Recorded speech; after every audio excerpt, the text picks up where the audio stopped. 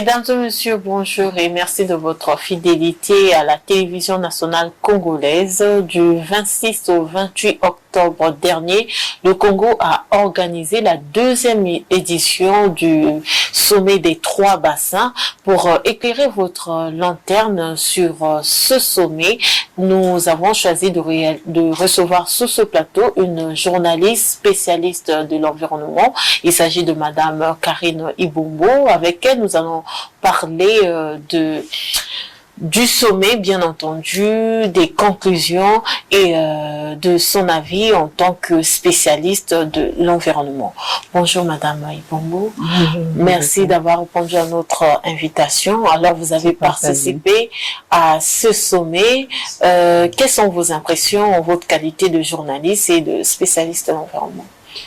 Je dirais que mes impressions sont les bonnes, hein, parce que avoir cette initiative, il faut vraiment pousser la réflexion loin pour avoir une telle initiative. La République du Congo a organisé le sommet des 3 bassins. C'est pour la deuxième fois que le Congo organise ce sommet. Déjà pour la toute première fois, j'étais journaliste aussi. J'avais déjà commencé avec mes émissions environnementales. On était très impressionnés et étonnés de voir cette idée qui émanait du chef de l'État et qui a été matérialisée par le ministre d'État Henri Djombo. On était très impressionnés. Et la deuxième fois encore à Brazza, ça a été encore un grand succès. Donc mes impressions sont vraiment les bonnes pour la tenue très réussie de ce sommet. D'accord. Alors vous venez de le dire, vous avez eu la possibilité de couvrir la première édition et la deuxième édition. Quels étaient les objectifs de ce sommet, les enjeux? Les enjeux de la première édition, c'était toujours le président de la République qui voyait déjà loin. C'était pour préserver la planète. Et étant donné qu'il y a 3 grands bassins forestiers tropicaux au niveau mondial, et donc ce sommet a été organisé afin que nous conservons tous ces bassins-là conservent leur forêt pour qu'il n'y ait pas d'impact au niveau du changement climatique, pour qu'il y ait des forêts, qu'il n'y ait pas trop d'abattage des bois et tout, et l'abattage des forêts aussi, pour qu'il n'y ait pas l'abattage de bois n'importe comment et la conservation des forêts. Donc les objectifs, c'était vraiment ce que je viens de signifier là. Et ça a été aussi un grand succès. Il y avait eu beaucoup de chefs d'État. Et moi, j'avais eu la chance de faire partie des journalistes ou du comité d'organisation de la première édition de ce sommet.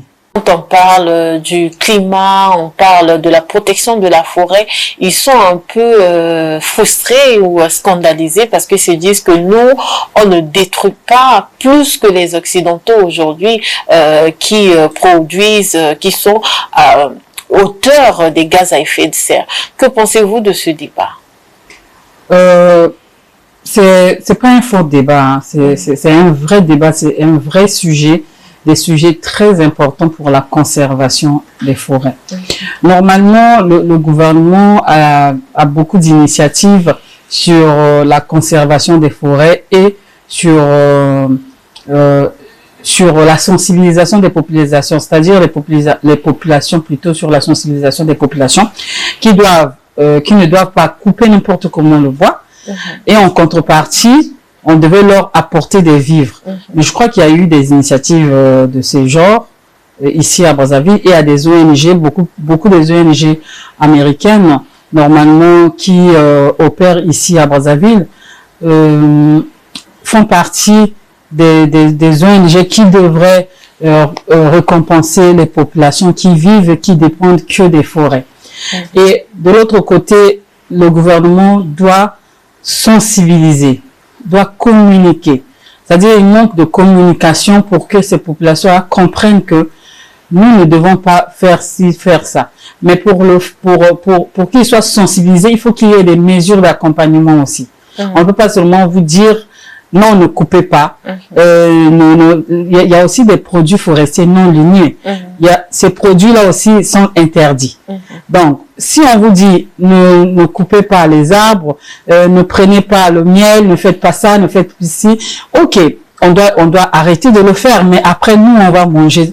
On va vivre comment? Comment nous allons manger? Comment est-ce que nous allons élever nos enfants? Donc, il faut qu'il y ait les mesures d'accompagnement. Les mesures d'accompagnement, il y en a. Mais est-ce qu'ils sont appliqués? Je ne sais pas. Parce que depuis un moment, je ne suis plus vraiment dans les ministères, les deux ministères, l'environnement et des forêts. Mais lorsque moi-même j'étais, parce que j'étais dans la communication, la cellule de communication du ministre Henri Djombo, durant tout son règne au ministère de l'environnement d'abord et ensuite de l'économie forestière et développement durable. Et donc lorsque moi-même j'étais dedans, je voyais tout ce qui se passait.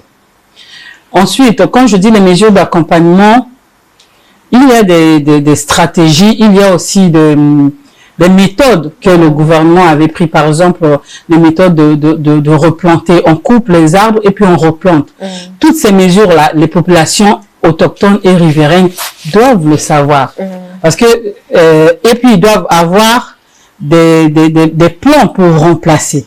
Aujourd'hui, on dit, bon, ne coupez pas les arbres. Ou si tu coupes, il faut remplacer. Mais il faut qu'il y ait quelque chose. Il faut qu'il y ait des plans pour remplacer ce qu'elle va couper. Donc, en fait, en gros, il faut qu'il y ait des mesures d'accompagnement et la communication. D'accord. Et qu'est-ce que vous répondez aux sceptiques qui continuent de croire que le changement climatique n'existe pas, que c'est un canular chinois et tout? On voit certaines personnes qui doutent du fait que les climats changent et les climats ont un impact sur la vie des populations. Bon, normalement, les changements climatiques sont une réalité vivante et palpable. Nous le voyons. Nous pouvons aussi les tenir. Nous pouvons aussi les sentir. Parce que nous vivons des temps difficiles partout dans le monde. Il n'y a pas qu'en République du Congo. Récemment, il y a eu une grande inondation aux États-Unis. Les gens étaient étonnés. Les États-Unis, c'est quand même un pays développé parmi les pays les plus développés au monde. En Europe, par exemple, les pluies tombent pendant les saisons où on attendait le moins les pluies. Et il y a aussi les inondations. Et en grande quantité, parfois. En grande quantité, avec les tempêtes et tout. Donc, les changements climatiques sont une réalité. Chez nous, ici au Congo, nous n'en parlons même pas. Les saisons ont changé.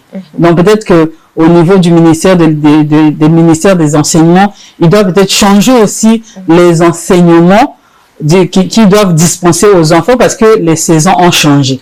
Avant, en août, il n'y avait pas de pluie. Mais depuis, je crois, 93, il commence à pleuvoir en août, au mois d'août, ici en République du Congo. Mais avant, au mois d'août, il n'y avait pas de pluie et les pluies commençaient en septembre. Et puis, les soleils, par exemple, même aujourd'hui, il a fait chaud. Et ces chaleurs-là touchent directement le cœur. Avant, le soleil était un peu doux, même si c'était accablant, mais on pouvait supporter. Mais les soleils d'aujourd'hui, ça devient un peu insupportable, surtout pour les gens qui sont malades, qui ont des problèmes de cœur, d'estomac et autres. Donc, les changements climatiques sont une réalité. Au niveau de l'Afrique de l'Ouest, nous voyons la sécheresse, même le lac Tchad commence à sécher. Le lac Tchad n'existe presque plus. Donc, les changements climatiques sont réels. Les gens qui sont sceptiques, qui penseraient que c'est juste une théorie des politiques, mais ils se trompent parce que nous les vivons. Il y a même des immigrés climatiques. Il y en a maintenant qui existent. Donc, ceux qui sont sceptiques, qui penseraient que c'est pas de la réalité, mais c'est vrai, c'est la réalité. D'accord. Les changements climatiques sont réels et malheureusement, c'est l'Afrique qui souffre beaucoup de ces changements climatiques et ce sont ceux qui vivent dans des milieux ruraux, dans la zone rurale, dans des villages et tout. Par exemple, à Boko, où normalement il fait très beau et au mois de novembre, on produit des litchis. Le fait que la pluie arrive en